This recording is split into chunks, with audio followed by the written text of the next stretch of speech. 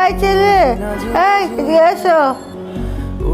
আমার ছেলে পলাশকে ডাক দাও। আম্মা আমি তো তোমার ছেলে পলাশ। মিথ্যা কথা, আমার ছেলেকে ডাকো, পলাশকে ডাকো। তোমার সমস্যাটা কি পলাশ? তুমি অফিসে আসো দেরি করে, যাও তাড়াতাড়ি, এরপর অফিসে সারাদিন ঘুমাও। এটা তো কোনো অফিসে যেতে পারে না। স্যার আমার আম্মা অসুস্থ। আমি জানি আন্টি অসুস্থ। আন্টি অসুস্থ বলেই তোমাকে আমরা এই কনসিডারটা করতেছি। স্যার আমি আপনার কাজগুলো করে দিচ্ছি। তোমাকে একটা ফাইল রেডি করতে বলছি, সেই ফাইলটা তুমি আমার রুম থেকে এখন পর্যন্ত নাও না। স্যার আমি ফাইল রেডি করি। এক্সকিউজ মি একটা মিনিট স্যার। এই ফোন কি আমার থেকে বেশি জরুরি? জি স্যার বাসা থেকে কল দিছে। হ্যালো। ভাইয়া দেখেন না কতক্ষণ ধরে চেষ্টা করতেছি, আন্টি তো কিছুই খাইতেছে না। কেন আম্মা খাচ্ছ না কেন? তুমি কে?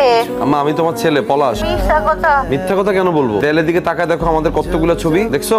তুমি আজকে আপুর হাতে খাও, আমি রাতে এসে তোমাকে খাওয়াই দিচ্ছি আম্মু। মিথ্যা কথা। না না আসবে আসবে আসবে। আসো। হ্যাঁ হ্যাঁ আসতেছি আসতেছি আসতেছি।